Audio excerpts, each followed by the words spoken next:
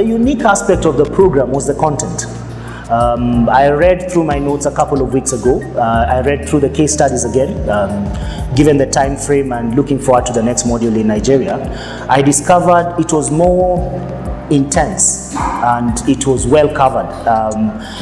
In my particular area, I learned a lot of elements in terms of restructuring, in terms of decision making, in terms of taking risks, in terms of investments, and I was encouraged by the fact that in Module 1, we were discussing partnerships and business ventures and affiliations close to 2-3 years to come with our colleagues from Nigeria. So for me, Module 1 stood out more from a networking point of view, more from a content delivery, and above all, I got a lot of value from it. Well, we've not had a lot of sleep in the past 5 days. That's how hectic it's been.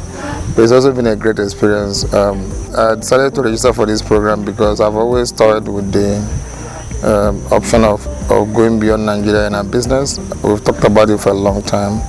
And my coming here was perhaps the first real step to start the process of moving beyond Nigeria and beyond West Africa.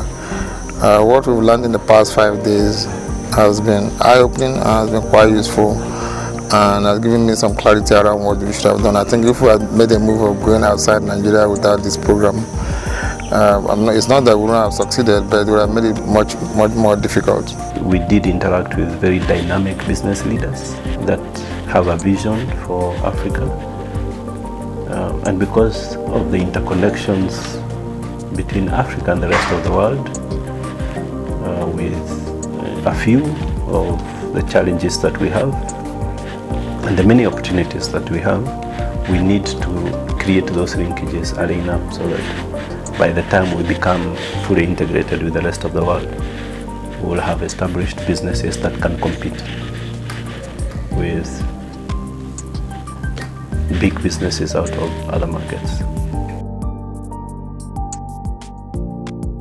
There were quite a few of the cases that seemed to be talking to me when we were doing them, because they were they kind of directly pointed at some of the issues we're having and some of the thought processes we are going through, and they helped clarify some of our thought processes. So most of the cases were relevant to the idea of moving around Africa, even understanding your own business and within the context of doing business even within your country. So the cases were quite relevant. A lot of them were from Africa here, so they speak to our local experience.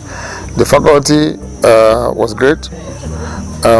I think we had quite an experienced faculty. They have done this for a long time.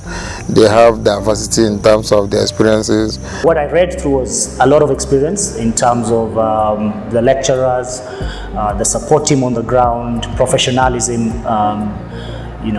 Basically the faculty made the program work for us. Support assistance, anything that comes across in terms of the role of a typical program, the faculty stood out for me.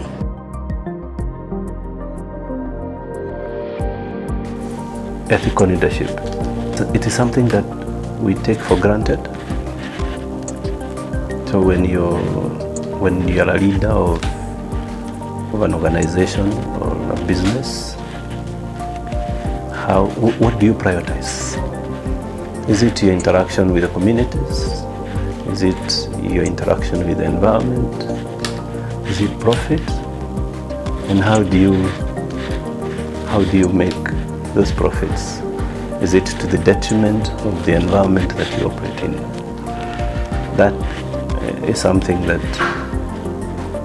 as African leaders, business leaders, we will need to focus on, because it's probably part of the reasons why there are pockets of conflict areas in Africa, because of the lack of that ethical leadership. We have to encourage inter-Africa trade. It's a must. The time is ripe.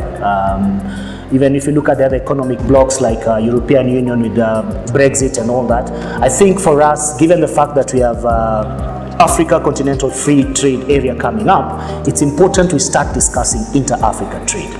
Nairobi, I've always passed through Nairobi. I love Nairobi. And beyond the stress of the training, it was a good place to interact with other people. We did a Choma party, Yamachoma. That was probably the best feeding experience. And today we're doing this interview at Masai Mara. It's been one of my bucket lists for a long time. I mean, you can't get better than this in Africa.